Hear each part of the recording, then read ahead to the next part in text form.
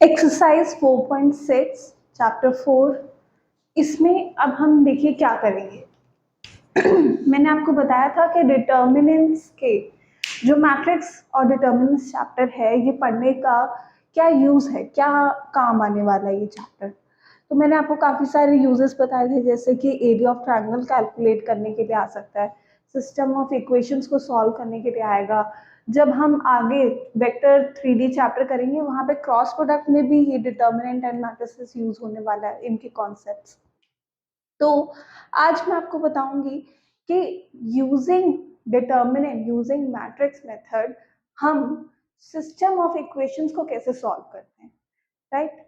Second use मैं आपको बता रही हूँ कि सिस्टम ऑफ इक्वेशंस कैसे सॉल्व होगा।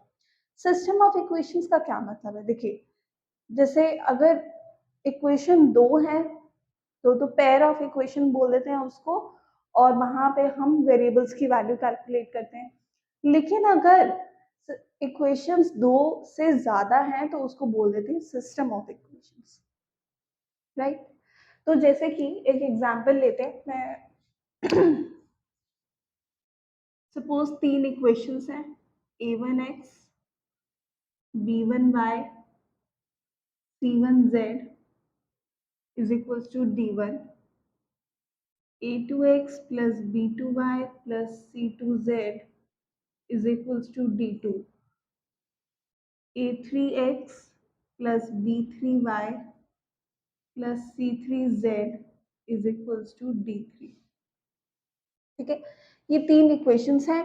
यहाँ पे हमारे तीन वेरिएबल्स हैं एक्स वाई और जी, और हमें वैल्यू कैलकुलेट, इनकी वैल्यू फाइंड आउट करनी है एक्स वाई जी की यूजिंग मैट्रिक्स मेथड। हमें सब्स्टिट्यूशन एलिमिनेशन नहीं लगाना, क्या लगाना है, मैट्रिक्स मेथड के थ्रू हमें वेरिएबल्स की वैल्यू को कैलकुलेट करना है। तो कैसे, देखिए अगर मैं इसको मैट्रिक्स फॉर्म में लिखूं तो ये कैसा लिखा जाएगा, देखो सारे कोफिशिएंट्स आ जाएंगे ऐसे।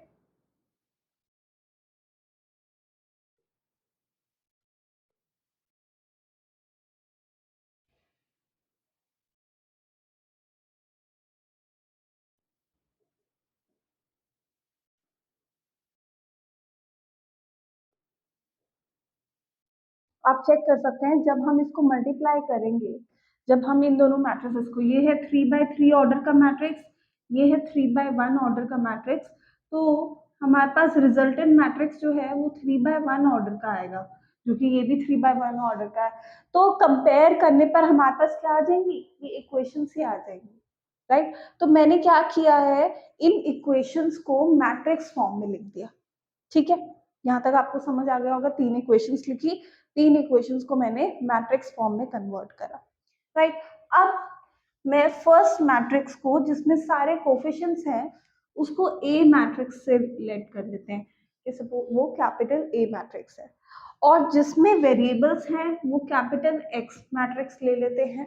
ये सारी चीजें आपको अभी नहीं देखनी। और ये जो कॉन्स्टेंट्स हैं इनको बी मैट्रिक्स ले लेते हैं। ठीक है, मैंने क्या किया, कोफिशिएंट्स को ए मैट्रिक्स नाम दे दिए, वेरिएबल्स को एक्स मैट्रिक्स, एंड कांस्टेंट्स जो है उसको बी मैट्रिक्स से डिनोट कर दिया। तो हमारे पास इक्वेशन क्या आ जाएगी, ax is equals to B. ठीक है, ax is equals to B. और देखा जाए तो हमें निकालना क्या है, हमें तो एक्स मैट्रिक्स निकालना है। एक्स मैट्रिक्स मतलब हमें तीन वैल्यूज चाहिए, एक्स वाई एंड जी की वैल्यू निकालना ही हमारा मेन मोटिव है। Solving equation, system of equations का क्या मतलब है, हमें सॉल्व करना मतलब वेरिएबल्स की वैल्यू फाइंड करना। ठीक है, तो ax is equals to B है। अब देखिए क्या है, pre multiplying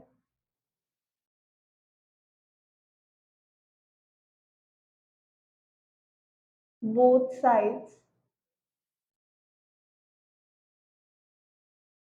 by a inverse, pre multiplying both side by a inverse. अगर हम दोनों साइड प्री मल्टीप्लाई करें a इनवर्स से तो हमारे पास देखिए क्या आ जाएगा।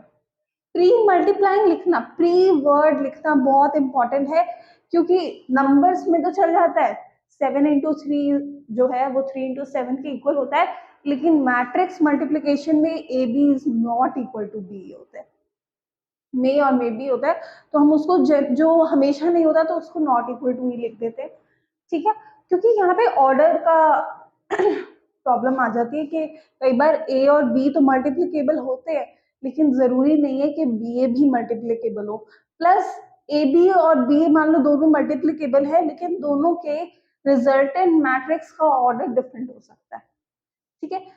तो मैंने यहाँ पे लिखा प्री मल्टीप्लाइंग बोथ साइड, ये सारी बातें हम वैसे कर चुके हैं मैट्रिक्स चैप्टर में। Pre multiplying both side bye A inverse, ठीक है।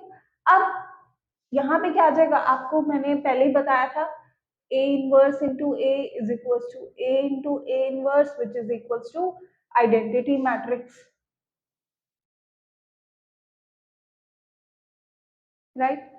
सेकेंड, यहाँ पे मैंने आपको बताया था किसी भी मैट्रिक्स, एक कैपिटल एक्स जो है मैट्रिक्स है, किसी भी मैट्रिक्स को जब हम आइडेंटिटी मैट्रिक्स से मल्टीप्लाई करेंगे तो हमारे पास क्या आ जाएगा, मैट्रिक्स इटसेल्फ। तो हमारे पास क्या आ गया, ये x is equals to A inverse into B, मतलब जो हमें निकालना है वो हमारे पास आ गया। हमें जो चाहिए उसकी वैल्यू कैसे आ जाएगी, x is equals to A inverse into B, ठीक है। तो हमारे पास, हम डायरेक्ट भी लिख सकते थे, लेकिन ये समझाना मुझे जरूरी था इसलिए मैंने आपको बताया। तो अल्टीमेटली ये सारा अगर मैं ना भी लिखूं, देखिए ये सारा अगर मैं ना लिखूं तो डायरेक्ट हमारे दो स्टेप में बात हो जाएगी कि x is equals to B, therefore x is equals to a inverse into b, और हमारे पास क्या आ जाएगी, x की वैल्यू, x मतलब कैपिटल X, मैट्रिक्स की वैल्यू, मैट्रिक्स आ जाएगा हमारे पास, वैल्यूज आ जाएंगी वेरिएबल्स की, ठीक है। अब दूसरी बात करते हैं, थोड़ा सा इसको आगे अगर मैं देखूं तो क्या लिखा जाएगा, ए इनवर्स क्या होता है, adjoint A upon determinant of ए,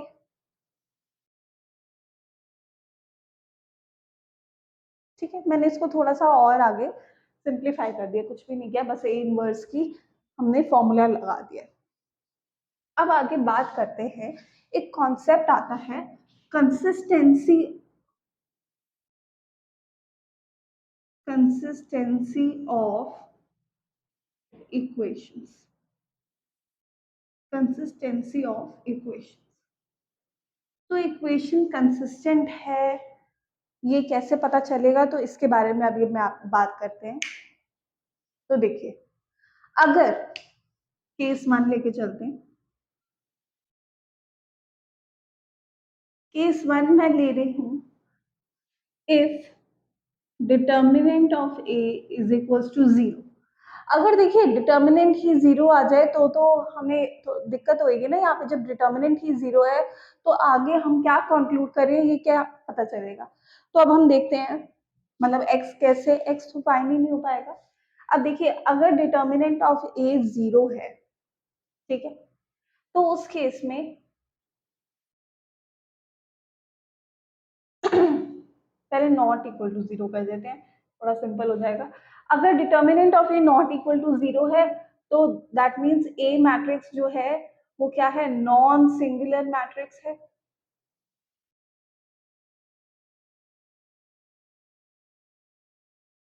और नॉन सिंगुलर मैट्रिक्स है, that means A inverse does exist, A inverse जो है एग्जिस्ट करता है, ठीक है। अभी मैंने नॉट इक्वल टू जीरो की बात करी, जहां पे नॉर्मल क्वेश्चन जैसे हम सॉल्व करेंगे आप देखेंगे वैसे ही किया जाएगा। तो अगर determinant of A not equal to zero है, मतलब कोई भी कांस्टेंट है, पॉजिटिव नेगेटिव कैसा भी, तो उस केस में ए मैट्रिक्स जो है वो नॉन सिंगुलर मैट्रिक्स माना जाएगा, क्योंकि डिटर्मिनेंट ऑफ ए क्या है, नॉट इक्वल टू जीरो। और सिंगुलर और नॉन सिंगुलर मैट्रिक्स की बात हमने करी थी जब मैंने आपको बताया था जॉइंट के बारे में, इनवर्स के बारे में, राइट, 4.5 एक्सरसाइज के इंट्रोडक्शन में। और अगर ए नॉन सिंगुलर मैट्रिक्स है तो उसका इनवर्स एग्जिस्ट करता है। तो इनवर्स एग्जिस्ट करता है तो यहाँ पे x की, मतलब कैपिटल X या फिर एक्स वाई जी की कोई भी वैल्यू आ सकती है, कुछ भी आ सकता है। जो मैं एक पर्टिकुलर सेट ऑफ इक्वेशंस है अगर, तो उसका सेम ही रिजल्टेंट आएगा, मतलब एक्स वाई जी की सेम ही वैल्यू आएगी चाहे वो कोई भी निकाल ले, ठीक है। तो और यहाँ पे हम लिखेंगे hence equations are consistent, hence equations are consistent। तो जहां पे हमारे पास सॉल्यूशंस आ जाते हैं, यूनिक सॉल्यूशन देगा ये हमें, यूनिक सॉल्यूशन। तो जिसका भी यूनिक सॉल्यूशन होता है वहां पे इक्वेशंस क्या हो जाती हैं, कंसिस्टेंट हो जाती हैं। तो पहला केस तो बहुत ही सिंपल सा था, हमने क्या किया है कि डिटर्मिनेंट ऑफ ए जो है नॉट इक्वल टू जीरो लिया है, तो वो तो नॉर्मल केस हो गई। लेकिन दिक्कत कहाँ आने वाली है, जब डिटर्मिनेंट ऑफ ए जीरो नहीं होगा, determinant of A not equal to zero, sorry equal to zero, जब डिटर्मिनेंट ऑफ ए जीरो होगा वहां हमें दिक्कत आएगी। ठीक है, तो इसमें दो केसेस बन जाते हैं। ठीक है, दो केसेस अब आप समझेंगे। अगर देखिए इसी इक्वेशन को अब मैं आगे लिख रही हूँ थोड़ा सा, तो मैं क्या ये लिख सकती हूँ,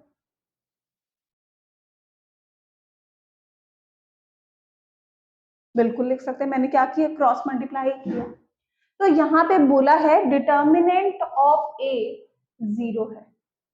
अगर डिटर्मिनेंट ऑफ ए जीरो आ रहा है तो हो सकता है, पहला केस हम ले लेंगे कि एडजॉइंट ए इंटू बी भी जीरो है। ठीक है, मान लेते हैं अगर डिटर्मिनेंट ऑफ ए जीरो है और एडजॉइंट ए, पहला केस क्या ले रहे हैं हम, adjoint A into B zero है। अगर एडजॉइंट ए इंटू बी भी जीरो है तो एक्स की तो कोई भी वैल्यू हो सकती है, एक्स पे तो कोई भी वैल्यू रख सकते हैं क्योंकि जीरो इंटू समथिंग जीरो ही आने वाला है। तो एक्स 1 2 5, मतलब मैट्रिक्स, समझ मैट्रिक्स की बात हो रही है, मैट्रिक्स कैसा भी मैट्रिक्स हो सकता है। तो यहाँ पे x many solutions and consistent.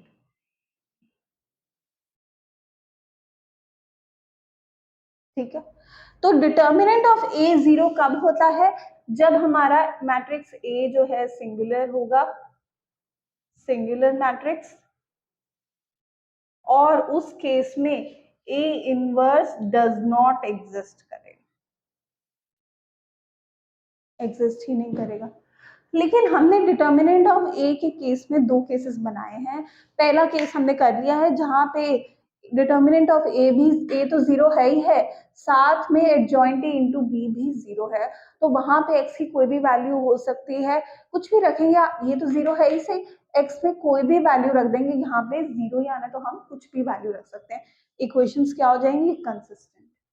ठीक है, दूसरा केस लेते हैं जब adjoint A into B, adjoint A into B जो है नॉट इक्वल टू जीरो है, जब यहाँ पे कोई ऐसे ही मैट्रिक्स आ रहा है,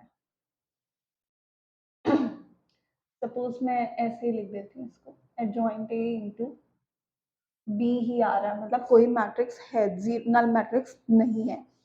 ठीक है, तो उस केस में देखिए ध्यान से समझेंगे क्या होगा। देखिए क्या आप बताइए, किसी भी मैट्रिक्स को या किसी भी नंबर को जीरो से मल्टीप्लाई करें और नॉन जीरो आउटपुट हो सकता है, तो ये तो पॉसिबल ही नहीं है, ये तो पॉसिबल ही नहीं है। मैं यहाँ लिख देती हूँ where A adjoint A into B is not equal to zero, तो ये पॉसिबल नहीं है, नॉट पॉसिबल। तो क्योंकि ये पॉसिबल नहीं है इसलिए यहाँ पे क्या हो जाएगा, इनकंसिस्टेंट, इक्वेशंस आर इनकंसिस्टेंट। ठीक है, तो ये हमने बहुत सारी डिटेल में बातें कर ली हैं कि इक्वेशंस, मैट्रिक्स मेथड से हम कैसे सॉल्व करेंगे सिस्टम ऑफ इक्वेशंस को। फिर हमने बात करी consistency and inconsistency of equations, ये कब कंसिस्टेंट है कब इनकंसिस्टेंट है, डिपेंडिंग ऑन फ्यू फैक्टर्स के। डिटर्मिनेंट ऑफ ए जीरो नहीं है, फिर जीरो है तो उसके अंडर भी दो केसेस आ जाते हैं, जब adjoint A into B zero आ जाता है और दूसरा केस जब adjoint A into B non zero आ जाता है। तो अब क्या हम कंक्लूड करते हैं सिस्टम ऑफ इक्वेशंस के बारे में, कंसिस्टेंसी है या नहीं है कंसिस्टेंट, तो ये मैंने आपको बताया। ठीक है। तो अब एक बार ट्राई करते हैं, एक दो एग्जाम्पल हम सॉल्व करते हैं जिससे हमें एक्स वाई जेड या फिर कैपिटल एक्स की मैट्रिक्स की वैल्यू निकालना आ जाए। ठीक है, तो एनसीईआरटी से ही हम करेंगे।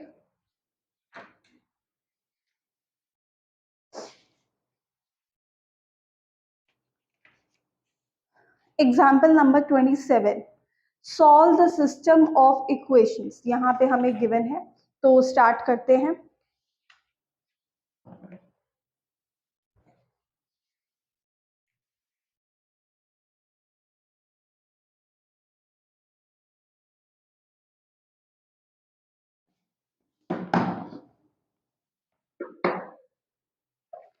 सबसे पहले हम इक्वेशंस नोट डाउन करेंगे, फिर उसको मैट्रिक्स में कन्वर्ट करेंगे एंड देन आगे प्रोसेस करेंगे।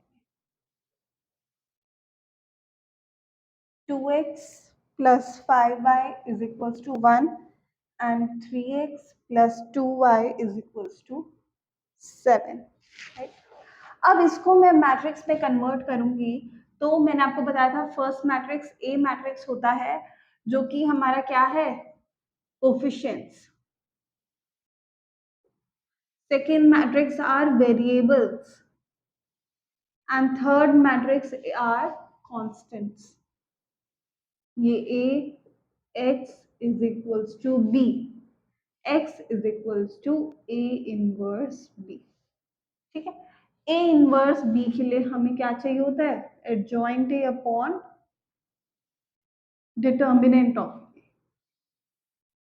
तो सबसे पहले हम डिटर्मिनेंट ऑफ ए कैलकुलेट कर लेते हैं ताकि देख लेते हैं क्या कंसिस्टेंट है भी सही या नहीं है, मतलब सॉल्यूशंस आने वाले हैं या नहीं आने वाले।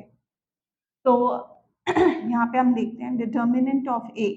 सबसे पहले ए मैट्रिक्स मेरा क्या है, 2 5 3 2। डिटर्मिनेंट ऑफ ए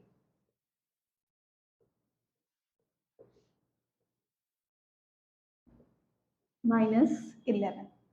तो यहाँ पे determinant of A not equal to 0 आ रहा है, तो कंसिस्टेंट है इक्वेशंस। ठीक है, अब यहाँ पे हम करते हैं एडजॉइंट ए कैलकुलेट।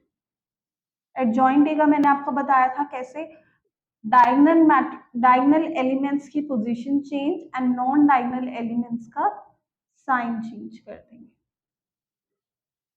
ठीक है, हमने क्या किया, डायगोनल एलिमेंट्स की पोजीशन चेंज और नॉन डायगोनल एलिमेंट्स का साइन चेंज करिए, तो हमारे पास एडजॉइंट ऑफ ए आ गया। नेक्स्ट हम इसमें वैल्यू को पुट कर देते हैं, 1 upon -11 adjoint A into matrix B, B matrix 1 7। Multiply करते हैं इसको,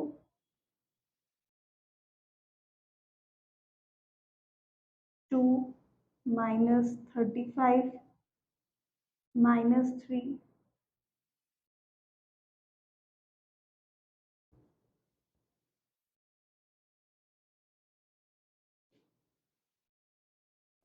मल्टीप्लाई कर देंगे अंदर, तो हमारे पास क्या आ जाएगा, 3n -1। तो कैपिटल X मतलब हमारे पास जो मैट्रिक्स आ गया है वो कैपिटल X वो क्या है एक्चुअल में, X और Y की वैल्यू। सो X 3 आ गया हमारे पास एंड Y क्या आ गया, -1। तो बहुत ही सिंपल था, 2 ऑर्डर के जब हमें कैलकुलेट करना था। लेकिन अगर यहाँ पे 3 वेरिएबल आ जाते हैं या फिर 3 इक्वेशंस कह सकते हैं, तो उस केस में 3 ऑर्डर का मैट्रिक्स बनेगा, वहां पे एडजॉइंट कैलकुलेट करना अगेन टाइम कंज्यूमिंग होगा, तो वो तो करना ही है, कोई ऑप्शन ही नहीं है हमारे पास। ठीक है, उसी मेथड से एक एक कोफैक्टर निकाल के कोफैक्टर मैट्रिक्स बना के उसका ट्रांसपोज लेंगे और फिर हमारे पास एडजॉइंट आ जाएगा, राइट। तो मुझे लगता है आपको ये वाला 2 ऑर्डर का करना बहुत अच्छे से आ गया होगा। कैसे करते हैं, सबसे पहले हमारे पास इक्वेशंस गिवन है, उसको हमने मैट्रिक्स फॉर्म में लिख लिया। ए मैट्रिक्स होता है हमारा कोफिशिएंट्स का, देन एक्स मैट्रिक्स होता है हमारा वेरिएबल्स का एंड बी मैट्रिक्स होता है कॉन्स्टेंट्स का, right. Then ax is equals to b, Therefore x is equals to A inverse into B. A inverse क्या होता है? Adjoint A upon determinant of A. हमने वही as it is A inverse का formula यहाँ put कर दिया. Then हमने क्या करा? A मैट्रिक्स का डिटर्मिनेंट कैलकुलेट करा. ठीक है, यहाँ पे डिटर्मिनेंट जो है नॉन जीरो आ रहा था, hence equations are consistent, unique solution देगा. उसके बाद एडजॉइंट ए कैलकुलेट करा. टू ऑर्डर मैट्रिक्स का एडजॉइंट ए ट्रिक से कैलकुलेट करते हैं. कैसे? डायगोनल एलिमेंट्स की पोजीशन चेंज. यहाँ पे दोनों डायगोनल एलिमेंट्स सेम थे तो डिफरेंस नहीं पता चला. और नॉन डायगोनल एलिमेंट्स का साइन चेंज कर देंगे. नॉन डायगोनल एलिमेंट्स का साइन चेंज, पॉजिटिव है तो नेगेटिव, नेगेटिव है तो पॉजिटिव. देन हमने यहाँ पे वैल्यू, ये जो हमने लिखा x is equals to 1 upon determinant of a adjoint a into b, यहाँ पे सारी चीजें पुट करी. 1 अपॉन डिटर्मिनेंट a की वैल्यू, एडजॉइंट a की वैल्यू और b मैट्रिक्स. तो हमारे पास क्या आ गया? x मैट्रिक्स आया. x मैट्रिक्स है क्या? जो हमें वैल्यूज देता है वेरिएबल्स की, x और y की. राइट. तो नेक्स्ट क्वेश्चन करते हैं हम. Example number 28. Solve the following system of equations by matrix method. अब यहाँ पे हमें जो इक्वेशंस दे रखी हैं वो 3 वेरिएबल की दे रखी हैं. दैट मीन्स जो हमारा कोफिशिएंट मैट्रिक्स बनेगा, जो मैट्रिक्स ए होता है, वो 3 ऑर्डर का स्क्वायर मैट्रिक्स बनेगा. राइट. तो स्टार्ट करते हैं.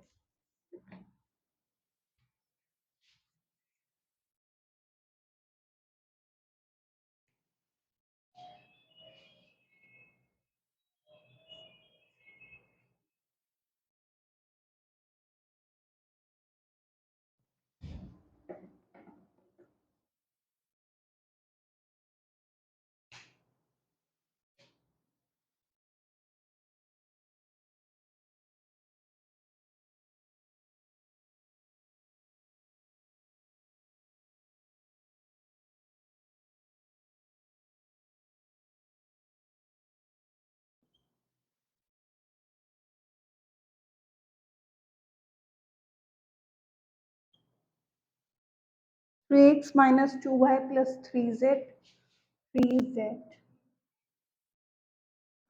2x plus y minus z, 4x minus 3y plus 2z equals to 4. तो ये हमारे पास इक्वेशंस है, इसको हम मैट्रिक्स में कन्वर्ट कर देते हैं.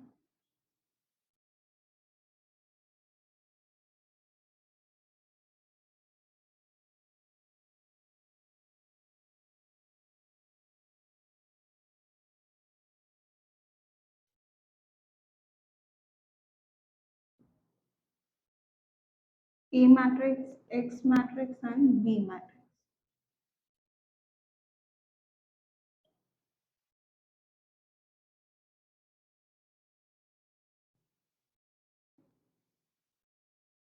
राइट. अब एडजॉइंट ए कैलकुलेट करते हैं हम. सबसे पहले डिटर्मिनेंट ऑफ ए करते हैं. चलिए. 2 minus 3,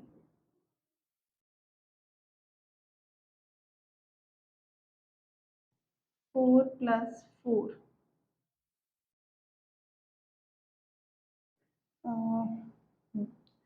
minus 6 minus 4,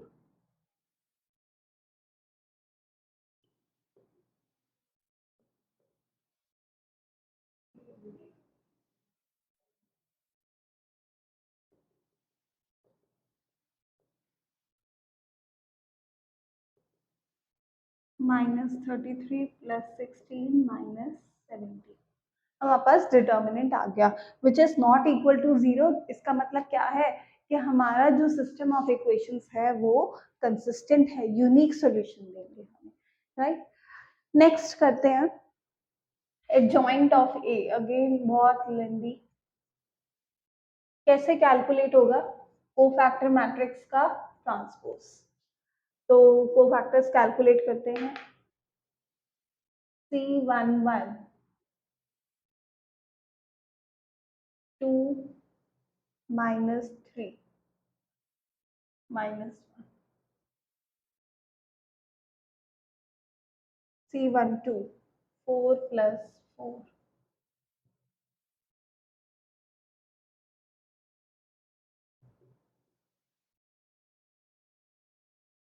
-6 -4।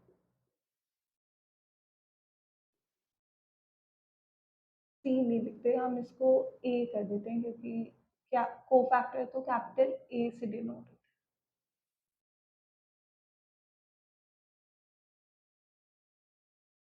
Second row first column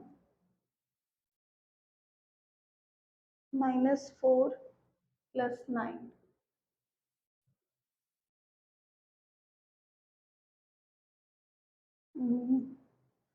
-4 + 9 -5।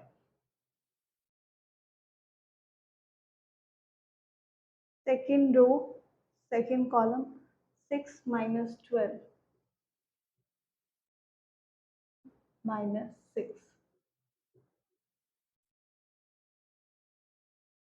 Second row third column -9 + 8। मैं यहाँ पूरा ही लिख देती हूँ, -9 + 8 -1 -1 + 1 831। Third row first column 2 - 3 -1 1। Third row second column -3 and sorry third row second column -3 -6 -9 + 9। Third row third column 3 + 4। तो कोफैक्टर मैट्रिक्स हमारे पास क्या आ जाएगा, -1 -8 -10 5 -6 1 1 9 7 और इसका transpose. Adjoint of A will be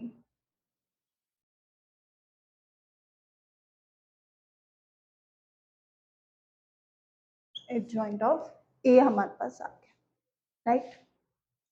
अब हमने क्या करना है, यहाँ पे इस इक्वेशन में सारी आइटम्स पुट कर देनी है, तो पुट करते हैं हम इसको।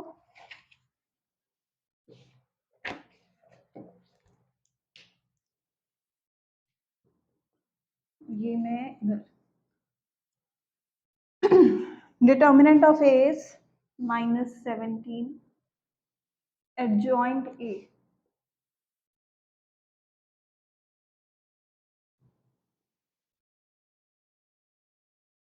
बी 814।